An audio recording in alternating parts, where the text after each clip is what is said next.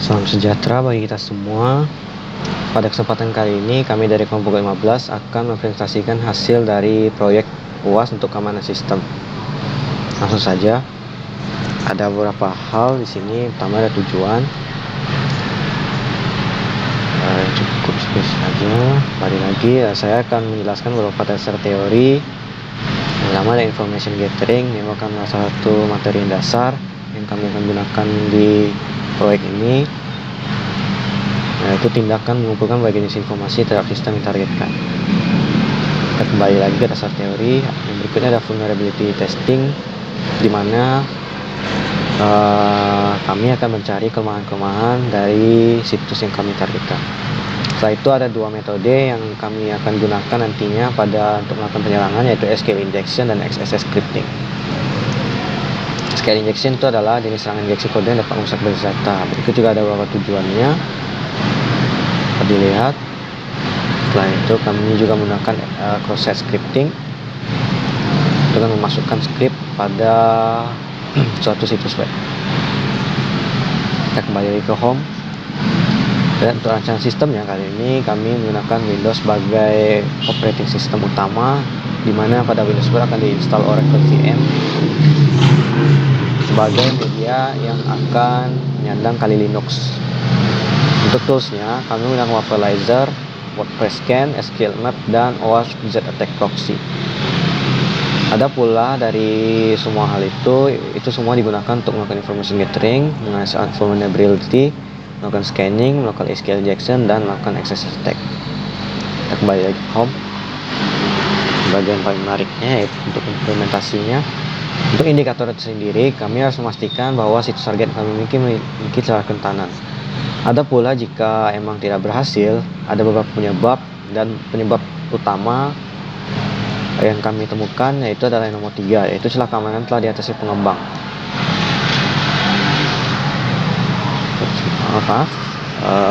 Saja saya masuk ke fase pertama, yaitu information gathering. Kami mengambil beberapa situs yang ada di subdomain.txt. Lebih tepatnya kami mencoba semuanya, namun untuk sebagai contoh saja kami akan masukkan beberapa.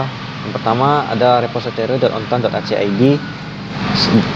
Secara tampilan situs ini memiliki elemen-elemen yang sangat kami inginkan untuk dilakukan penyerangan, yaitu memiliki login librarian dan login user. Namun setelah dilakukan information gathering dengan menggunakan Wapalizer, ternyata situs ini menggunakan bahasa pemrograman yang cukup tinggi, yaitu PHP 7 versi 7, di mana itu tidak akan bisa dilakukan scanning dengan WP Scan. Bisa dilakukan scanning, namun itu untuk hal belakangan. Selain itu, ini ada juga dilakukan information gathering terhadap msos.untan.acid. Nah, di sini kebetulan situs tersebut menggunakan WordPress, di mana akan bisa dilakukan scanning menggunakan WP Scan. Kita kembali sebentar ke implementasi. Pada penghujung presentasi nanti saya akan menjelaskan untuk repository ontan.acid, ketika tidak bisa dilakukan scanning menggunakan WP Scan, akan digunakan Z-Attack Proxy besutan dari OWASP. Untuk sementara saya pause dulu dan saya akan serahkan ke rekan saya. Sekarang saya akan menjelaskan hasil scanning yang telah kami lakukan. Adapun situs yang menjadi target kami yaitu blog Untan dan website Pomsos Untan. Namun karena kedua website tersebut saat ini sedang down, maka saya akan menjelaskannya berdasarkan hasil praktikum yang telah kami lakukan sebelumnya. Nah, berdasarkan hasil information gathering yang kami lakukan terhadap blog Untan dan juga Pomsos Untan, dinyatakan bahwa situs tersebut telah menggunakan teknologi WordPress. Namun sayangnya ketika dilakukan scanning, ternyata berdasarkan WP Scan, dikatakan bahwa situs blog Untan tidak menggunakan teknologi WordPress. Namun, scanning terhadap situs pembangunan sosial Visip Untan ternyata berhasil, sehingga didapatkan informasi berupa header, WordPress resmi, upload directory string, external web background, WordPress version, serta plugin-plugin yang digunakan oleh website pembangunan sosial Visip Untan. Adapun percobaan penetrasi yang kami lakukan yaitu SQL injection dan cross-site scripting atau SSS. Nah, untuk SQL injection sendiri ada dua metode yang kami lakukan. Metode yang pertama yaitu dengan menggunakan SQL Map. Adapun berikut adalah contoh hasil implementasi dari SQL injection terhadap situs program studi arsitektur Universitas Tanjung Pura dengan menggunakan SQL Map. Kemudian, kami juga melakukan percobaan SQL injection dengan menggunakan authentication by password, di mana kami memasukkan kata kunci yang ada pada authentication by password ke dalam kolom username dan password yang ada di form login pada seluruh subdomain yang ada di subdo.txt. Namun setelah kami mencoba semua jenis SQL injection yang menggunakan SQL Map dan juga menggunakan authentication by password pada seluruh subdomain yang ada di subdo.txt, tidak ada yang berhasil untuk masuk. Seperti ini contohnya adalah ketika kami mencoba untuk masuk ke website Sistem Informasi Sumber Daya Terintegrasi Universitas Tanjung Pura, dan kami juga telah mencobanya kepada website-website yang lain, namun belum ada yang berhasil masuk. Sekarang saya akan menemukan XSS attack. Sebelumnya kami sudah mencoba untuk melakukan serangan XSS pada semua kolom pencarian dan kolom login yang ada pada semua subdomain yang ada di subdo.txt. Namun ternyata satu-satunya situs yang berhasil untuk dilakukan serangan XSS serta menunjukkan hasil sesuai harapan adalah situs Si Kerja Untan. Ketika dimasukkan script XSS pada kolom pencarian yang ada pada Si Kerja di Untan, maka akan memunculkan hasil sesuai harapan, yaitu memunculkan alert bertuliskan XSS. Dan ketika dicoba untuk masukkan script untuk menampilkan dokumen cookie, maka akan menghasilkan hasil sesuai harapan juga, yaitu menampilkan informasi mengenai dokumen cookie. Selain itu, terdapat juga situs yang dapat dilakukan XSS attack seperti situs S2 Kehutanan dan situs UPT Perpustakaan. Namun, saya akan mencoba untuk mempraktikannya menampilkan script XSS pada situs UPT Perpustakaan Untan.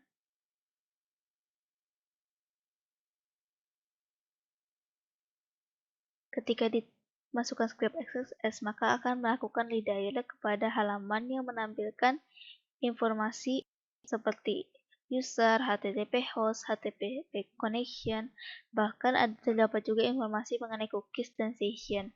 Meskipun ternyata ketika dimasukkan script XSS tersebut tidak menampilkan hasil yang seharusnya, di mana seharusnya akan menampilkan alert bertuliskan XSS, namun ternyata di sini malah terredirect ke halaman lain yang menampilkan informasi-informasi lain seperti cookies dan session, di mana informasi ini juga dapat berbahaya jika sampai bocor, sehingga ini juga merupakan kelemahan dari situs UPT Perpustakaan Untan.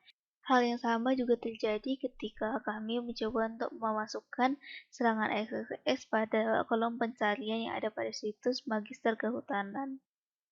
Ketika dimasukkan serangan XSS, maka tidak akan muncul hasil sesuai harapan, di mana akan memunculkan alert bertuliskan XSS, namun akan terredirect ke halaman yang akan menampilkan informasi serupa seperti pada situs UPT Perpustakaan Untan seperti ini, yang menampilkan informasi user, home, serta cookies dan session. Demikian juga dengan situs My Dokumen Untan. Saat itu kami mencoba untuk melakukan XSS attack juga pada form login yang ada di My Dokumen Untan, namun ternyata hasil yang ditunjukkan tidak sesuai dengan harapan.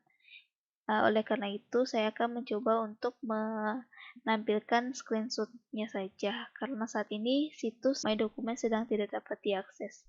Nah, berikut ini adalah hasil dari situs My Dokumen Untan ketika dilakukan serangan XSS pada kolom loginnya. Di sini akan terdapat hasil seperti informasi cookie dan lain sebagainya. Terdapat juga informasi seperti session dan cookie. Ketika itu kami juga melakukan penyerangan berulang-ulang pada kolom pencarian yang ada di situs Si Kerja Untan sehingga menyebabkan ajaknya error. Dan ketika ajak tersebut error, muncul peringatan yang berisikan informasi mengenai tabel ID, di mana terdapat ID yang bernama tabel berita dan juga data table. Nah, informasi tabel tersebut tentu saja dapat dianalisis untuk dilakukan penyerangan lebih lanjut. Namun kami sendiri belum berhasil untuk menganalisisnya.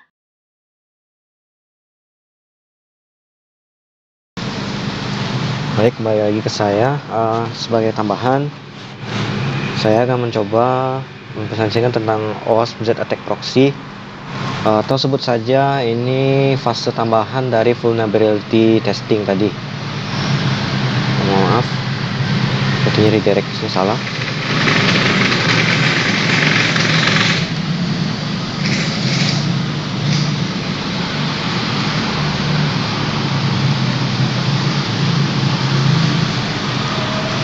Nah, untuk OWASP Z Attack Proxy sini tampilan utamanya seperti begini. Dan dari beberapa situs yang sudah dilakukan SQL injection dan XSS scripting tadi, ini adalah salah satu hasilnya terhadap blog untuk .acid yang dimana tadi pada saat proses SQL injection tidak bisa dilakukan karena tidak ditemukan permasalahannya pada WP Scan karena tidak berbasis WordPress.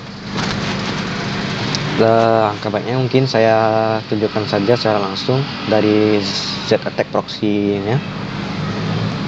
Nah, di sini untuk sebenarnya saya sudah melakukan scanning, vulnerability scanning terhadap beberapa situs yang sudah menjadi sasaran utama tadinya pada presentasi. Nah, di sini semua hasil yang saya tunjukkan secara singkat. Contohnya, saya cobakan scanning pada .acid attack.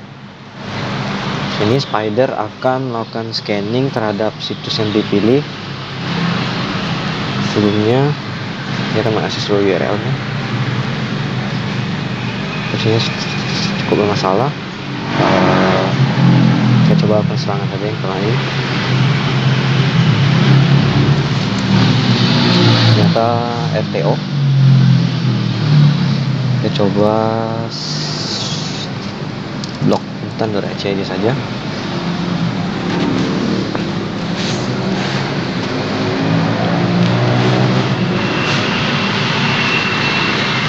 Sepertinya akses URL juga bermasalah. Sepertinya situs sedang down.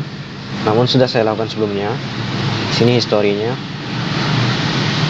Nah, di sini yang ingin saya tunjukkan terutama adalah tentang cross-site scripting, yaitu XSS, di mana repository .acid memiliki pertahanan yang kuat karena menggunakan PHP 7. Namun setelah di scanning melakukan Z Attack Proxy, ternyata ini bisa dilakukan XSS, namun sesuai keterangannya reflected di sini sepertinya kita lihat. Use a vetted library or framework that does not allow this weakness to occur or provide construct that makes it easier to avoid. Berarti sebenarnya ini XSS bisa dicegah. Kenapa bisa dicegah? Karena bisa dilakukan XSS. Berarti bisa dicegah. Jadi di sini bisa dicegah dengan melakukan reinforce yang lebih dipertajam. Sini cross domain misconfiguration. Kenapa tadi sister.acid rentan terhadap XSS? Karena ini cross domain misconfiguration. Solusinya itu adalah ensure that sensitive data is not available in an authenticated manner using API whitelisting, for instance. Di sini jika XSS dilakukan secara mendalam, bisa saja data yang terdapat di situs itu dicuri secara mudah menggunakan XSS. Nah, hal menarik yang dapat kami poin di sini yaitu adalah vulnerable JS library. Kenapa? Semua situs yang dilakukan scanning menggunakan Z Attack Proxy di sini memiliki kelemahan yang sama, yaitu vulnerable JS library. Maksudnya apa? Saya coba klik salah satu. Di sini JS library yang digunakan oleh situs blog.acid disebut sudah outdated. Makanya solusinya adalah please upgrade to the latest version of jQuery. Nah, di sini banyak juga dari semua situs yang saya dilakukan scanning itu memiliki hal sama. Jadi bisa saya tarik kesimpulan di sini, semua situs yang di bawah naungan untan.ac.id itu memiliki masalah JS library yang sudah outdated, di mana itu bisa saja dilakukan serangan karena komunitas peretasan itu cukup besar dan setiap saatnya akan dilakukan update dengan modul-modul dapat digunakan penyerangan. Sedangkan di sisi lainnya, untuk library ini juga dilakukan updating agar serangan-serangan tersebut dapat ditangkal. Kenapa? Dan itulah alasan kenapa Z-Attack Proxy menyarankan JS library-nya itu diperbaharui. Nah, sekarang kita masuk ke kesimpulan. Sini ada dua hal penting yang dapat dipoin di sini. Kedua poin ini betul, meskipun berlawanan, ini betul. Kenapa? Karena seperti yang dilihat tadi, ada salah satu website repository.untan.ac.id itu sudah menggunakan PHP 7, sedangkan pada website yang lain itu masih menggunakan PHP versi 5 dan sebagainya. Namun secara garis besar, poin kedua ini lebih kuat. Kenapa? Terbukti dari SQL injection dan cross-site scripting yang kami lakukan dapat memasuki beberapa situs tersebut dan mengakses beberapa data yang dimiliki oleh situs tersebut. Dan jika dilakukan pendalaman, mungkin kami secara, jika kita lihat secara negatif, kami dapat melakukan pencurian data-data yang seharusnya kami tidak boleh lihat. Namun nama project ini kelihatannya hanya untuk educational purpose dan tidak mengacu untuk kami untuk melakukan pencurian data. Nah, namun secara kita lihat dari sisi lainnya lagi, di sini bisa saja pihak yang tidak bertanggung jawab menemukan kelemahan ini dan melakukan segala penyerangan. Dan salah satunya deface. Jika saja salah satu website terkena deface dan melakukan hal-hal yang tidak seharusnya, bisa mengotori nama baik Untan. Dan jika sisi lainnya lagi, jika terjadi pencurian data, ratusan ribu data mahasiswa yang berada di untan.ac.id itu bisa saja tercuri dan jatuh ke tangan yang tidak benar, dan itu sangat berbahaya dan tentunya sangat kita tidak inginkan. Sekian presentasi dari kami, kurang lebihnya kami mohon maaf, dan akhir kata terima kasih atas perhatiannya.